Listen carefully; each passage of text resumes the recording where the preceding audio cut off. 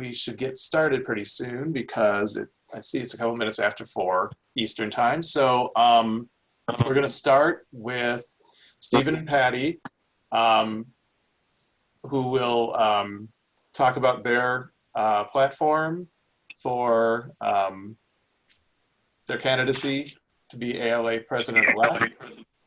And then we can ask questions of them. And since I know they're both, sadly end of alphabet, but because it's YALSA, I'm going to go with Stephen because of the Y. So we know what it's like to be end of alphabet. So we'll start with Stephen. Go ahead. Okay, well, thank you. Being at the end of the alphabet does sometimes pay off, I guess. So, hello everyone, and thank you for your time today. I'm Stephen Yates, and I am currently the Assistant Director of the School of Library and Information Studies at the University of Alabama. I'm a former school librarian and public librarian from the Birmingham, Alabama area, and I am here today as a candidate for ALA president. So I hope that you've had a chance to visit my website, www.voteyatesala.com, where you can find out more about my platform and other things about my background and my record of service within ALA and in state level association work. But I just wanted to take a few moments to share about my platform, which is centered around harnessing the power of positive passion, because I believe it's time for us to act. And ACT is spelled ACTT. The A is for advocacy. I think that the work that we are doing in Washington, but not only the work on the Hill, but across the country, building policy partnerships is great. And we need to, continue to invest in that area. Also, the C is for cultural competency.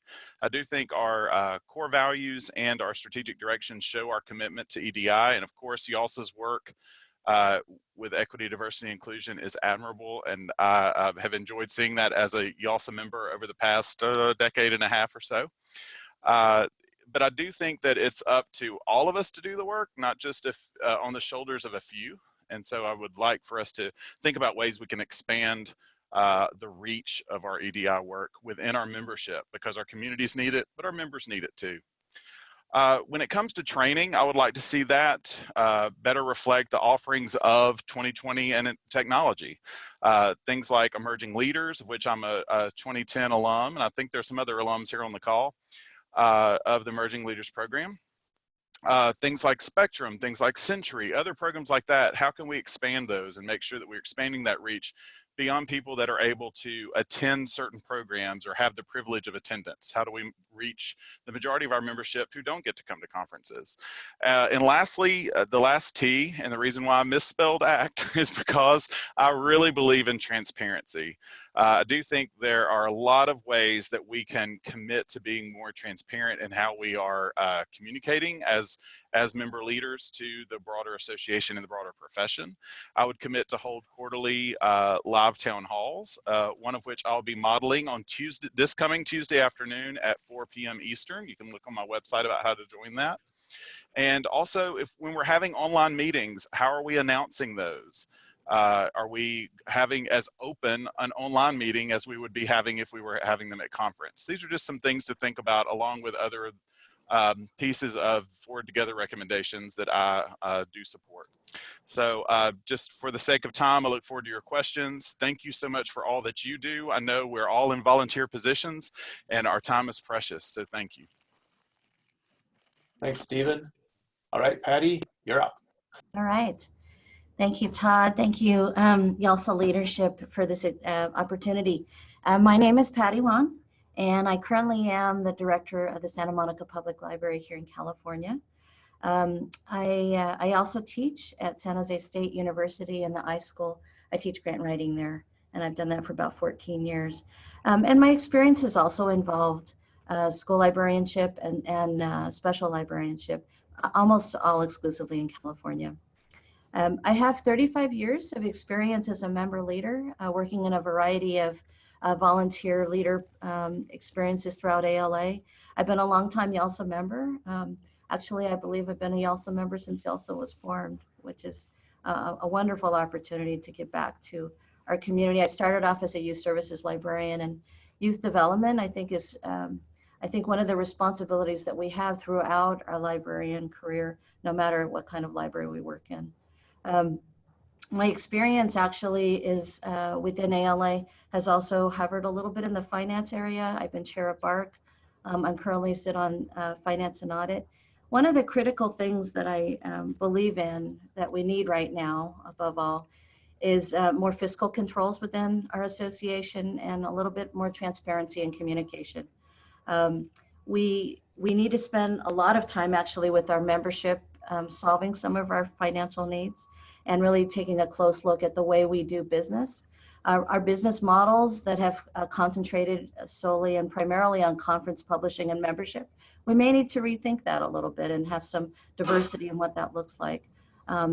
We need to actually expand on the wonderful work actually that YALSA is doing as a benefit to your members. I think YALSA is one of the strongest divisions in terms of giving back to the membership and really activating the membership in a real productive way, both virtually and also in person. And I think we might take a look at all of those different models bring them to the forefront for all members as well. My commitment to equity and diversity and inclusion has been throughout my entire career. And I'd like to, make sure that we emphasize that, especially the relationships that we have with our ethnic professional library associations. The strong emphasis of EDI actually within YALSA that is implemented also within the divisions and the roundtables and throughout our libraries, wherever we work. One of the key things I think that we have as a responsibility, and it would be my responsibility as ALA president, is to really invest in the success of our divisions and roundtables. ALA is not as strong unless we are all working together. I think Stephen mentioned that as well. And it's really an ecosystem. When one part of the agency or the organization is not working as effectively, that impacts all of us.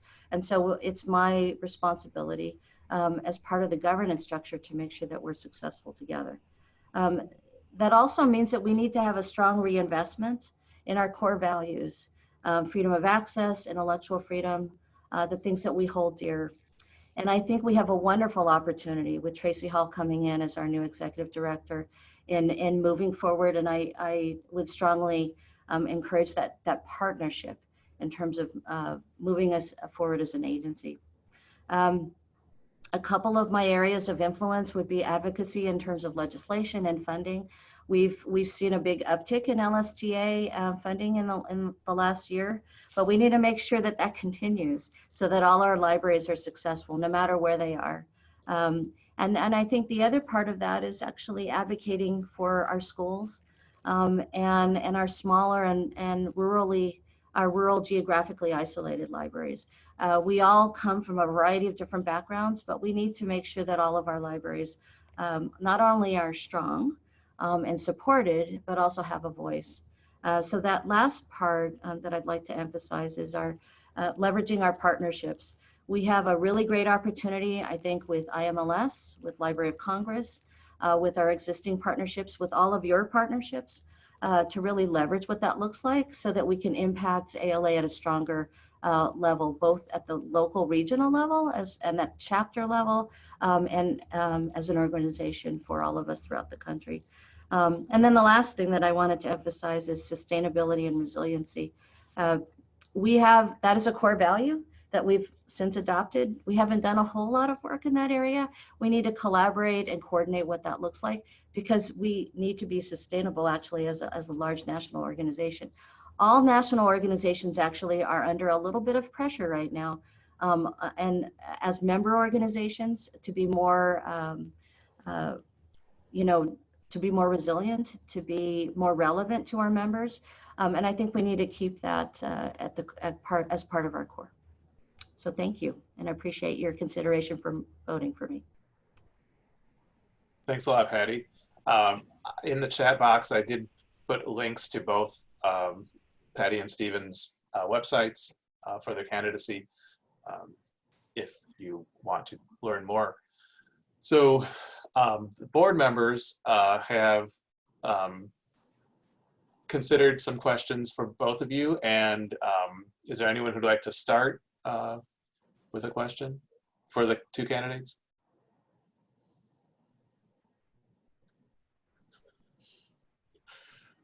I saw some of these questions in advance, so I know they exist. Don't be shy. Colleen? Yeah, I'll go. Thanks. Okay, thanks. Patty, you just touched a little bit about this, about resiliency and sustaining the members, the membership. And I was thinking about, YALSA's done a lot of work trying to recruit new members, trying to recruit diverse members. And so what are your thoughts on how ALA is doing now on engaging with current membership, especially our younger members and student memberships? And how can they improve on that and increase engagement and hopefully bring, especially a younger generation of ALA members in? Colleen, that's a great question. ALA has an opportunity, especially with the divisions that actually attract younger members now, to work with the divisions and the roundtables and actually approaching that membership base as a collective, which means one of the great things that YALSA does is you have that wonderful chart about as an ALA member what you receive and as a YALSA member what you receive. And I think that's a very not only stimulating way of getting everybody engaged, but actually you share right away how to benefit those members. And you also spend a lot of time grooming those members to get involved right away. One of the things when I was the membership network chair of ALSC that we did with all new members is we actually worked with each one of the chapters to have a buddy system where all new members of the organization actually had someone who would greet them, get them involved, get them on a committee right away. I think we have lots of opportunities both to engage members virtually in many ways. And we need to kind of reach members where they are. One of the great things I think that we're going to be trying to do with conference, and especially midwinter, is to move it around the country and to have opportunities for members to engage in different ways than they've ever had before. Before with midwinter, we were not stuck, but we had some only a few places we could go to. I don't think that's going to be the case now. I think we're going to have an opportunity to move throughout the country to engage members in different ways. I do think using the student chapters actually, and to reach members, potential members while they're active in library school is a perfect way of engaging and growing that membership, because they need to find a home right away. And I think part of that is actually engaging within the divisions or roundtables, but also in the core areas in which why we became librarians and got interested in library work in the first place, and that is within intellectual freedom and freedom of access. And lots of working with our partnerships to make that happen. I would actually suggest that we walk with our ethnic professional library associations and have joint memberships to think about what that would look like. And now all of them actually have either free or very low cost membership now, but we need to bundle those things so that people are aware and cross promote and spend a lot of time talking on the benefits. But then I think each one reach one, and that recruiting has to happen at all levels. The other part is actually involving our 56,000 plus members in an active conversation, whether it's town halls or other kinds of ways of engaging, so that we have voices actually coming up from the ranks at all levels, and to have regular means of communicating with younger members, to reinvest in ALA, to reinvest in ALA as part of reinvesting in the profession. So those are a few things that I might consider. Right. Thanks, Patty. Stephen? Yeah, I think, of course, Patty makes some wonderful points. And I think one thing that I have noticed in my involvement through AASL is student members are a portion of who we want to reach, but so much of the library profession is made up of library workers who will not ever be able to make it to library school.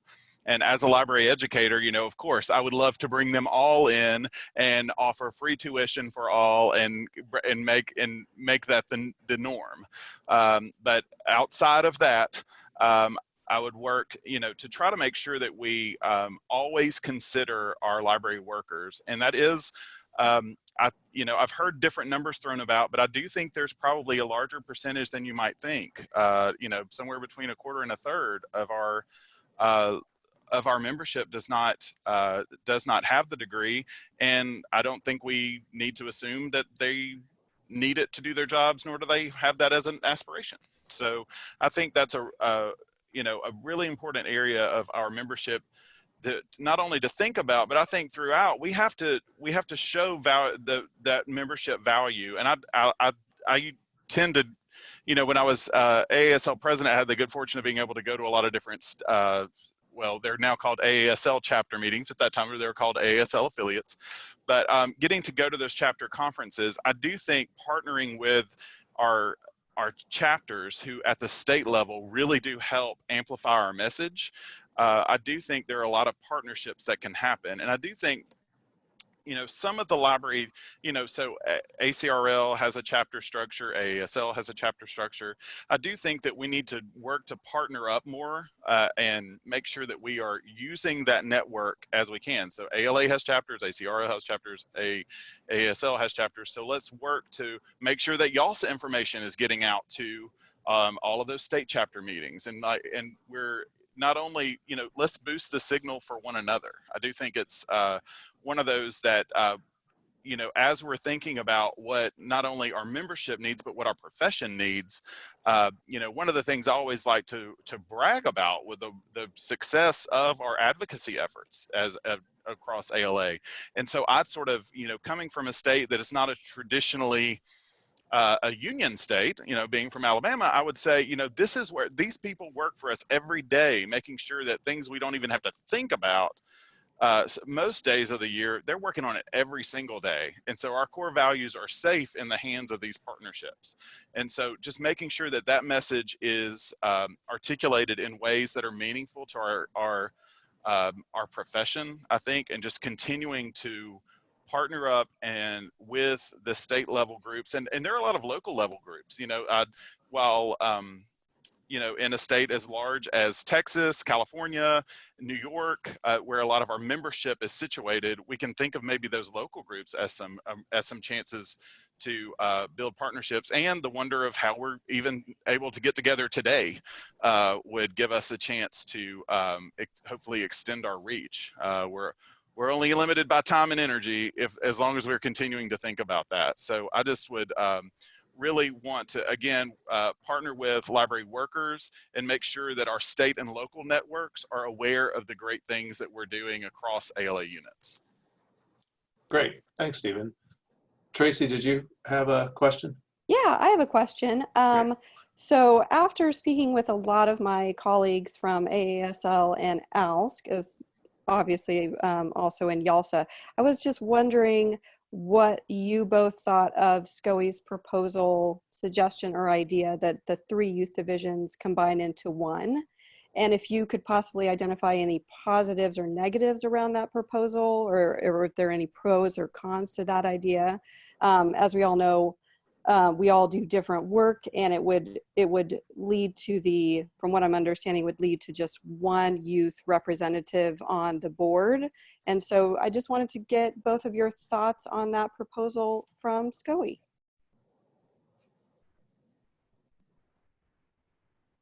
Let's start with Stephen this time. Okay.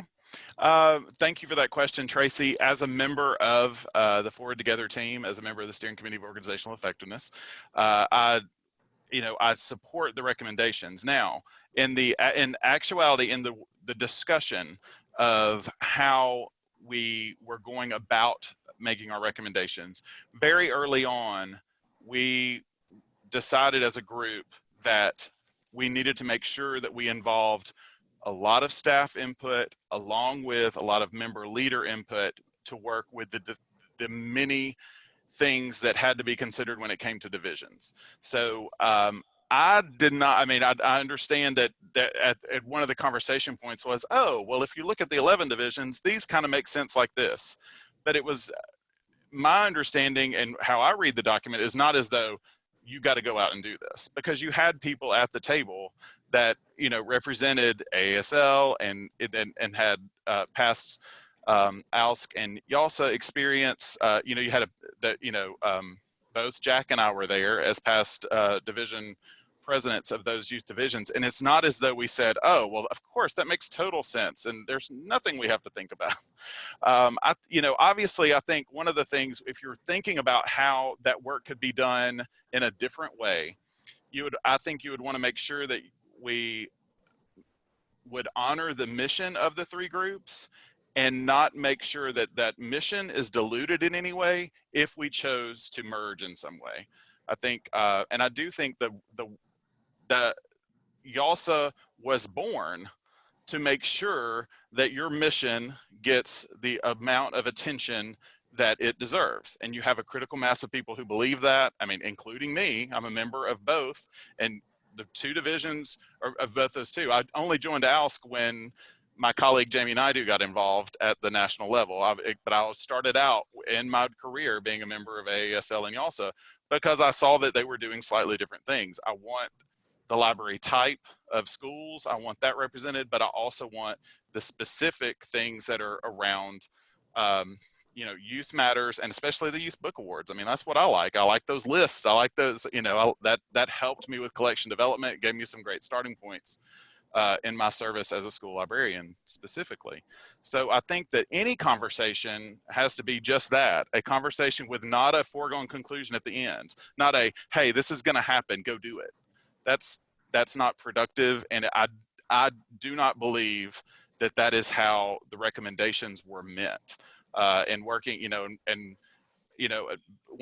of the many things that Patty and I have in common is our immense respect for Lessa Pelayo Lozada as leader of the Forward Together group. And and we've talked about this point, in meetings and outside of meetings, that we can't overprescribe what the division collapsing thought should look like. And I think as we're moving forward, it just has to be a conversation of, if it happens organically, like is sort of happening with CORE, that's one thing, but telling people they have to do it is a very different thing. So I think that as long as we are, again, honoring the missions and figuring out a way that best meets those needs and our members' needs, then if it's one division, if it's two, if it's three, that's how we have to get there, starting talking about the mission.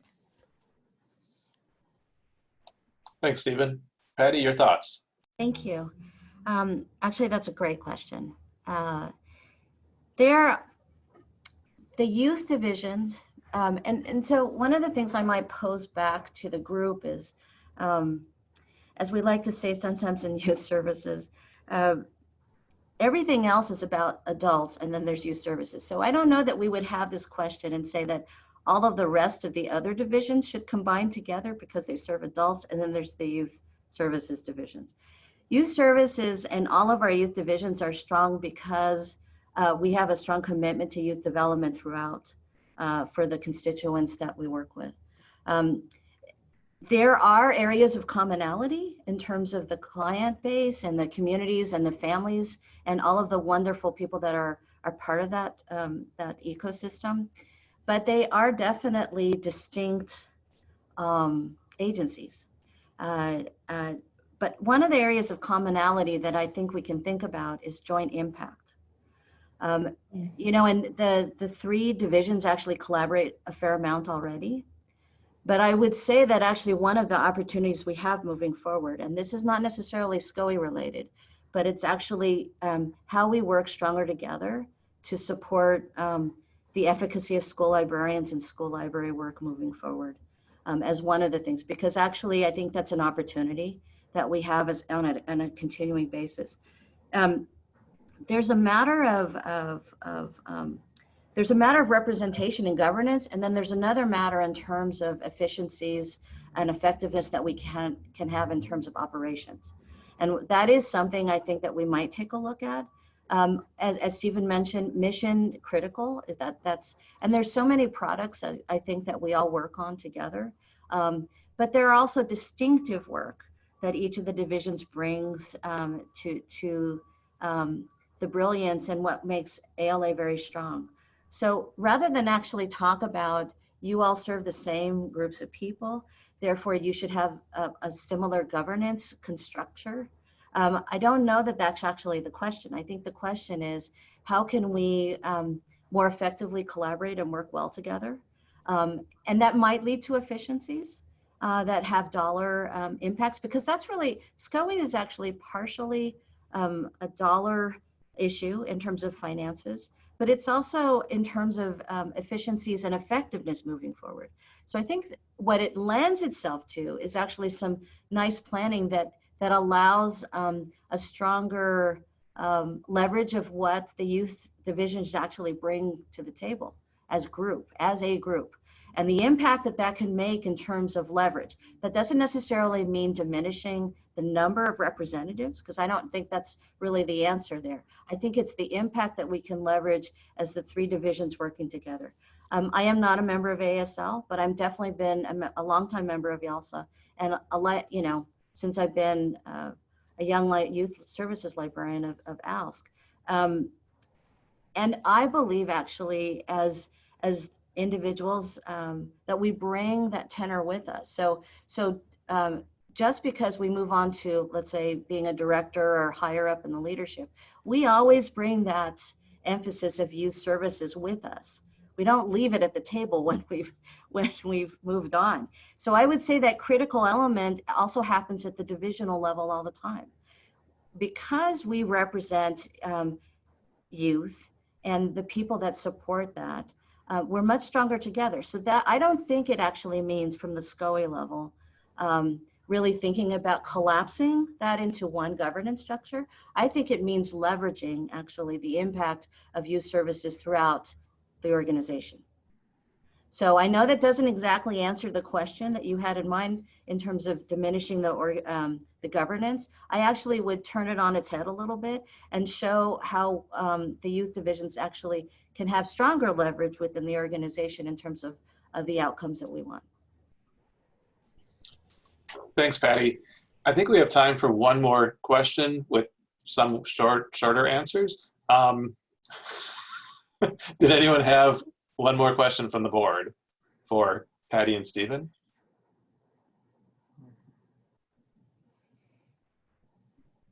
I don't think my question this is Valerie. I don't think my question has a short answer, but Patty spoke to this in her introduction.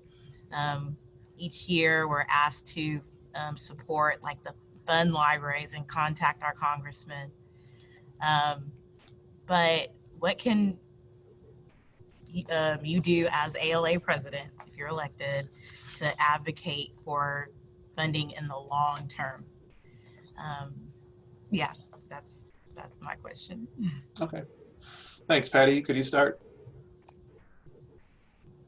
Let me just unmute. There we go. Valerie, great question. I think one of the things that we can do, and I think that ALA, if we leverage this correctly, right now we're working under the auspices of, with a changing leadership in administration every 4 years. One of the things that actually I think can happen at the congressional level is actually, the Congress actually made a decision to make Librarian of Congress a 10-year appointment. I think actually, if we actually work very hard on legislation that actually has a longer term process and not necessarily ties it directly to annual LSTA funding, that we can actually leverage that impact. Right now, one of the things that we do is we respond a lot to legislation. We respond to it as opposed to are proactive about creating it. And I there was a no-brainer actually among Congress when they said, we should make the Librarian of Congress not necessarily a lifetime appointment, but we'd like it to be 10 years. And I'll tell you why that's important. It's because they thought of it not necessarily away from the long-term perspective, but they wanted to make sure that the Librarian of Congress had enough tenure that they could make a difference. I think one of the things that we need to do is go back to the same congressional legislators that talked about that, because they had a vision for long-term support of libraries.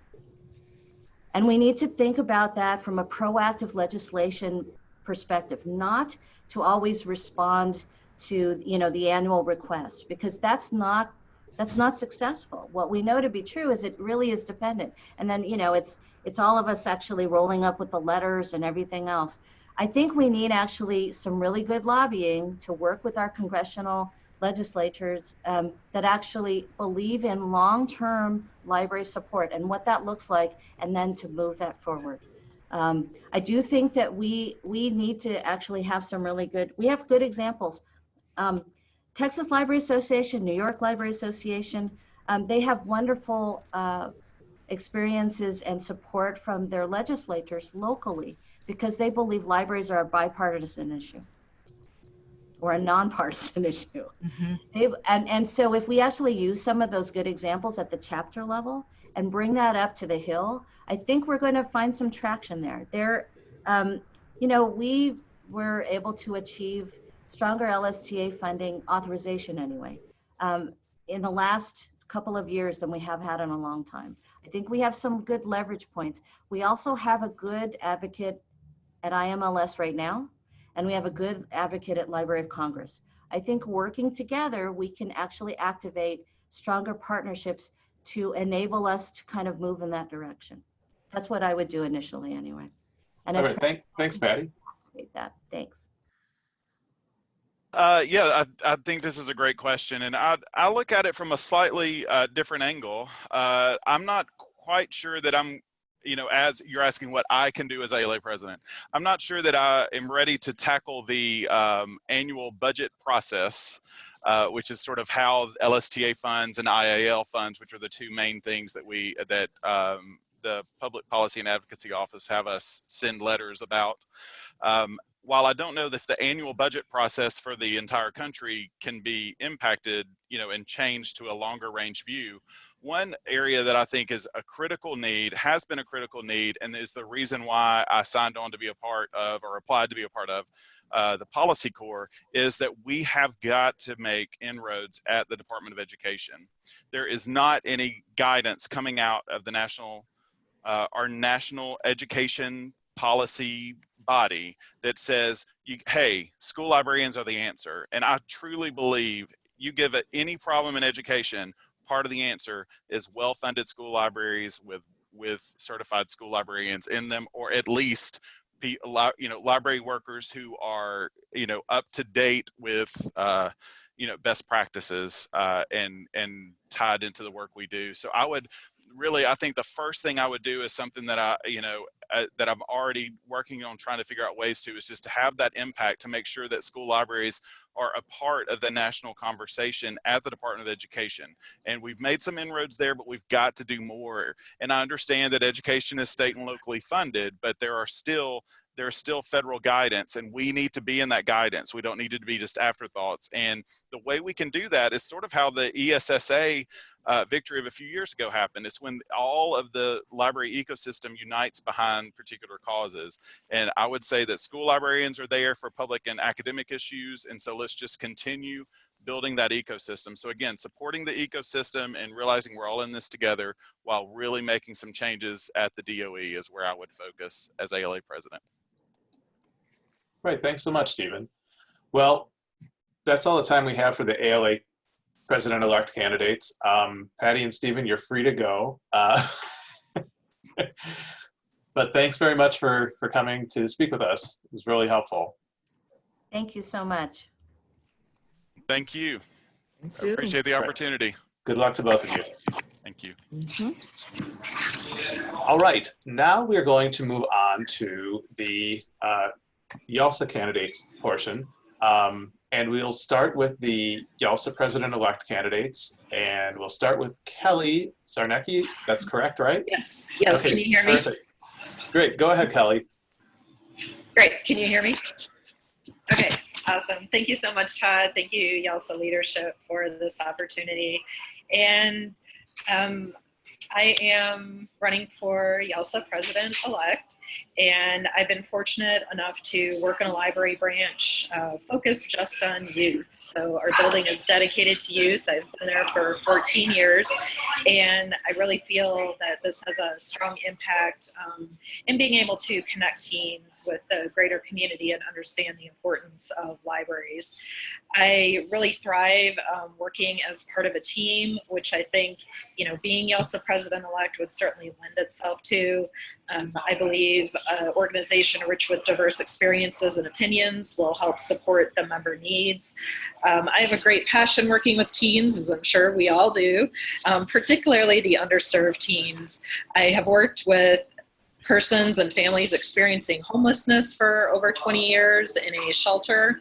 And that's actually more than my library career that I've been involved in that. So I really bring that experience and that knowledge with me and continue in helping the organization to move forward. I think these skills are really important to bring with.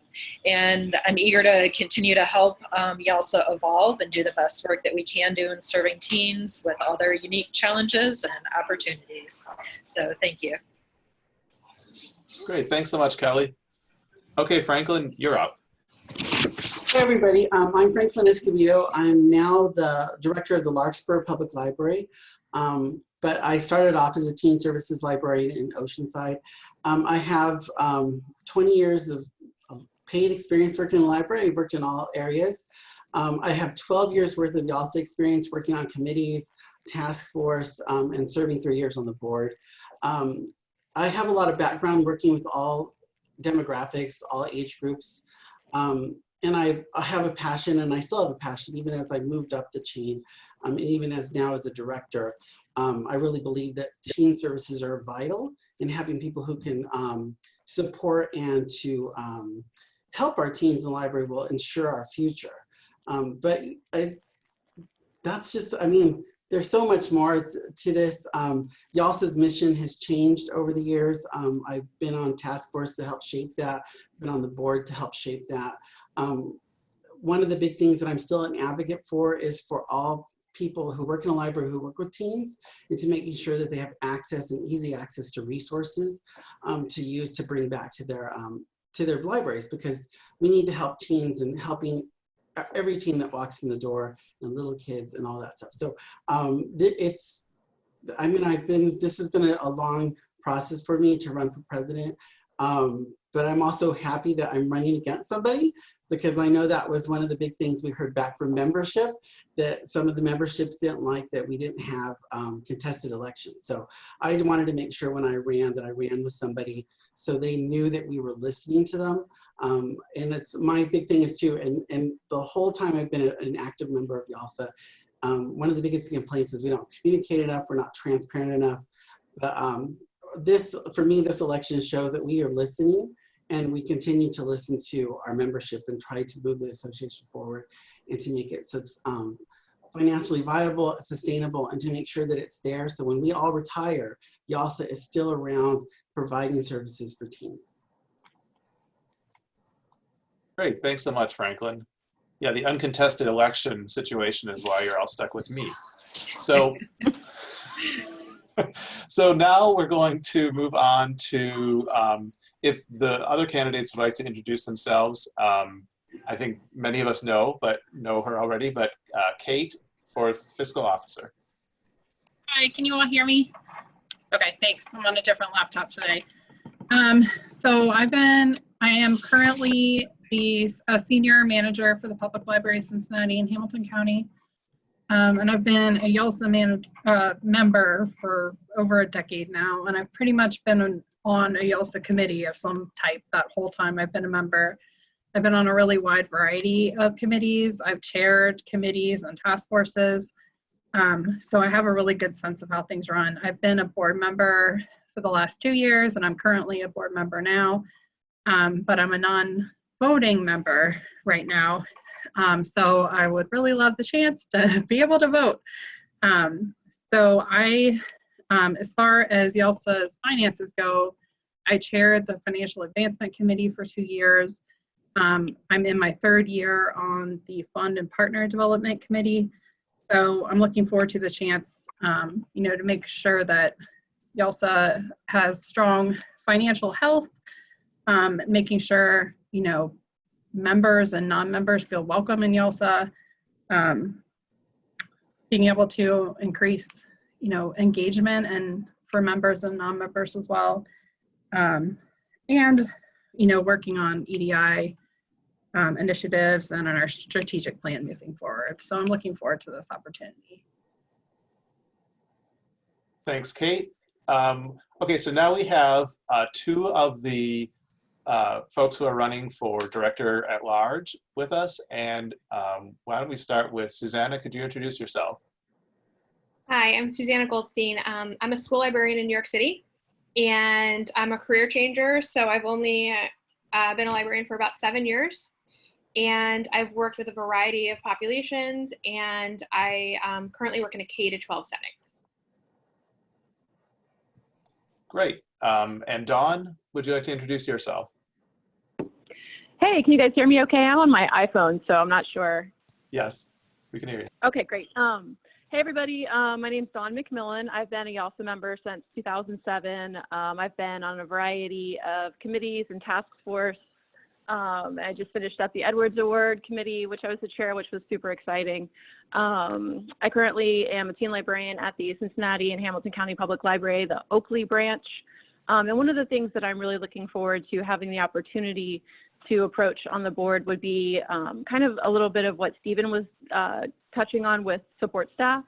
I think that it's really important that beyond our teen librarian cohorts, we need to try to branch out a bit more to support staff, since they're the first line of defense usually when it comes to seeing our kids when they walk through the door, making sure that everybody feels included and welcome.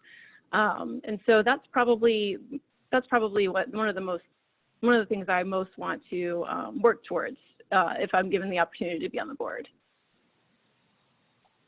Great, thanks, Dawn. The third candidate, Joel Shoemaker, was unable to join us today, but he will be also appearing on the ballot. So board members, if you have any questions for the candidates, either for Kelly and Franklin, or questions that you'd like to ask to any of the candidates, feel free to do so. Who has a question? Who hasn't spoken yet, maybe?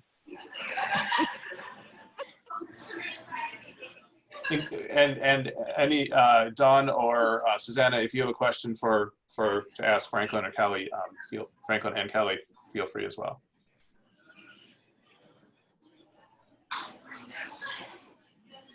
Hey, this is Dawn. I don't have a question. I just wanted to say that you both sound super great, and I'm looking forward to having an awesome president next year. Well, I guess in 2 years. Yes, because we're going to have an awesome president next year in Amanda. I know, I love Amanda. I love it. We've already got that. I'll take a shot at this. Okay, thanks, Gregory. I'm Gregory Lum. I'm the library director at the Park Library here in Portland, Oregon. And I've been on the YALSA board. I'm currently the FAC chair, and I've been on numerous task force and YALSA committees. My question for the two president-elect candidates: we currently started a campaign this year for 2020 called Give $20 in 2020. And we've had numerous strategies how to encourage YALSA members to give back to YALSA, fans of YALSA. My question to Kelly and Franklin: what's one idea that you can to help encourage the campaign to be successful this calendar year? Let's start with Kelly. Sure. You can hear me okay? Okay, awesome, great question. And somehow I forgot to leave out what it is that I do. I said I work in a library, but I just want to mention I'm a manager for a teen department, so I want to throw that in there, I'm sorry. One idea that I have for the $20 for 2020 is integrating it with social media. So of course I've seen, posts on the blog, but one of the things that my library system did to raise money was have a lot of humorous memes, I guess, or, things that would maybe engage the audience in a different way. So adding humor, I think, can, be a real incentive, real plus. Like, hey, we can have fun with this. You know, this is a fun organization that I want to contribute to. So I think utilizing social media maybe in ways that we haven't before. I know YALSA is very strong in those platforms. And, you know, with, I think, the work of getting teens to get the word out, maybe have them involved in creating this content. So, you know, how can we get them involved as well to get membership to contribute? So that's one idea I have. Thank you. Great, thanks, Kelly. Franklin? So this is my second time on FACT as well, and as the chair of the social media task force, it's a struggle. It's a struggle to get the message out, trying to get people to retweet, to share an Instagram post. It's always been a challenge for the Financial Advancement Committee to get any of our campaigns out. The one year I was on it, the year before us had a birthday celebration for YALSA. And as an active member, I was like, wow, how did I miss this? And it's still one of these biggest challenges is to spread the word, to make that something that will go viral. And it's hard. We've made some impacts and a headway with YALSA social media, but like discovering that we had an Instagram and getting, you know, stuff that the YALSA staff can put on to share. It's just been a hard thing to do. But I think as an individual, it's just something, you know, we're talking to other people. It's an easy thing to put a little link and picture on your email. So when you're sending an email, it could be attached, but that also becomes, how do you balance that between what you can do at work, what you do at home? It's spreading the word with our membership, and that's always been the challenge. And it continues to be a challenge to make sure that we're spreading that message far and wide, and especially when it comes to raising money. And the give 20 bucks in 2020 is an awesome slogan, but it's just making sure that we can continue to get that message out, that people hear it. And then to hear back, like what we're trying to do right now is to get some feedback for people who have been impacted with grants and awards and how it affected their work. And sometimes trying to get those stories out of people is like pulling teeth. We, as a social media task force, we were trying to get some feedback from the teen services, the teen committees who actually helped with the teen top 10. And, you know, we sent it out and it was just like crickets. You know, we keep trying, but for the Financial Advancement Committee and for anything we do, we just have to keep repeating our message over and over again. And maybe someone will make that viral video that will really get us a lot of attention and a lot of followers, because our Instagram, you know, we've got more for YALSA that it's grown since we started putting stuff on it, but it's still not huge, and we're far behind a lot of other places that have had social media accounts that are active. So it's still a challenge, and I'm trying to make sure that, and the task force that I'm running, that we're giving stuff to the office so the staff are not taking a huge amount of time to do this. It should just be something easily repeated. And you know, that's what I'm hoping that the task force that I'm working on will do. But again, it's just a hard and difficult thing, and we just got to keep repeating the message, and all of our leadership has to keep repeating that message to make sure we can spread the word on that campaign. So Thanks, Franklin. That some of what you said reminded me of what Stephen said, that, you know, aside from the staff, we are all volunteers. So we have to volunteer our time as much as we can, and keeping self-care in mind as well. So does anyone else have any other questions for either the president-elect candidates or any questions for the other candidates who are here? I can ask a question. Oh, thanks, Tracy. In the past, we haven't seen the best voter turnout, both for ALA and for YALSA elections. Do you have either a quick soundbite you could share with members to kind of get them encouraged to vote, or any ideas in getting more members to vote?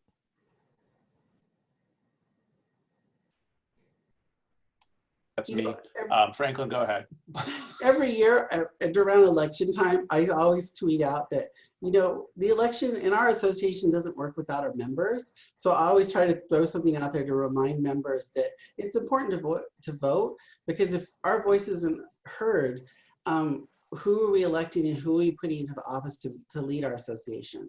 And, you know, we pay money to be in ALA, we pay money to be in YALSA, and, you know, why aren't you participating? And I'm always trying to remind other members when I tweet out that it's time to vote, the voting's open, get out there and vote, because we're paying for this, vote and make your voice heard.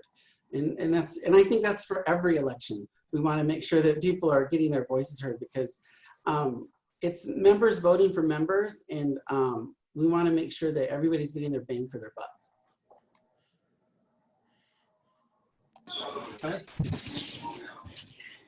I agree with Franklin, and great question. I would also add too that your voice counts, and I just feel the energy. I think being like a presidential election year, it's to me it's just kind of an extension, through the library organization. Like, how can people not get excited about it? And so, and the more opportunities we have to let the members know who we are and what we do, like this forum here, hopefully it will speak to their needs. And if it doesn't, that, they'll give us feedback as well. So I think just getting those opportunities in front of the members can help,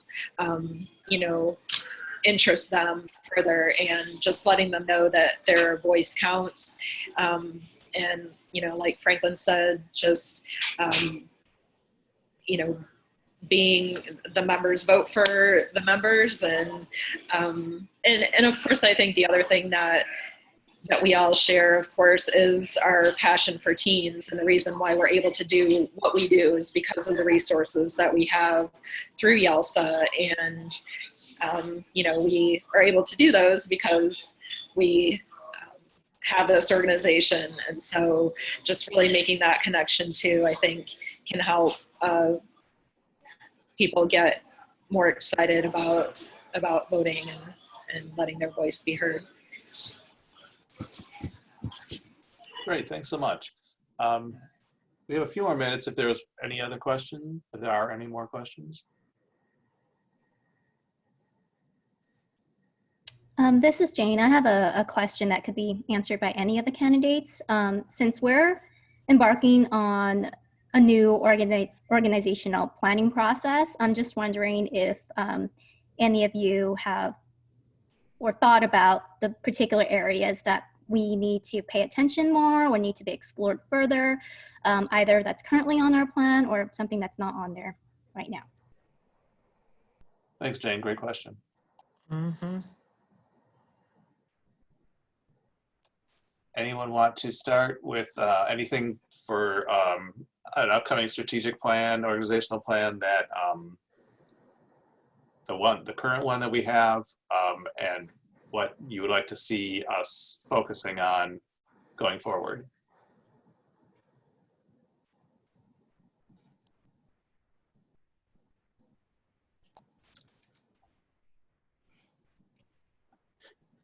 I don't want to call on anyone to start.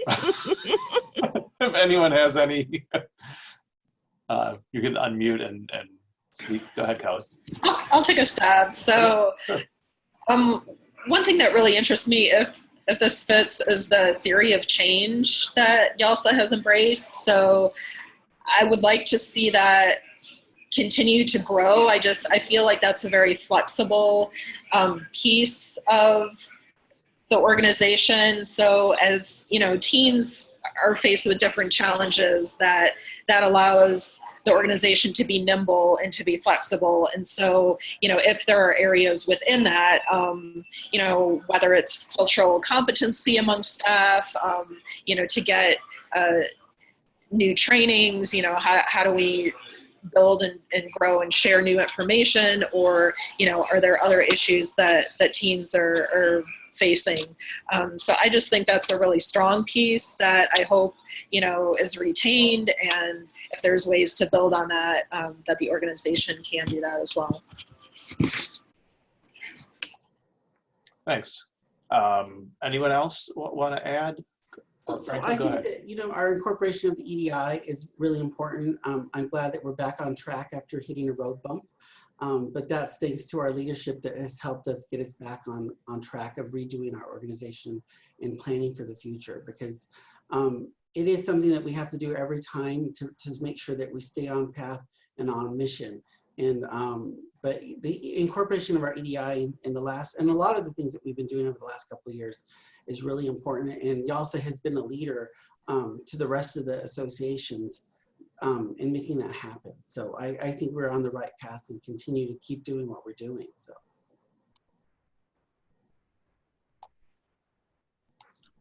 Thank you. Any other candidates want to field that if you wish?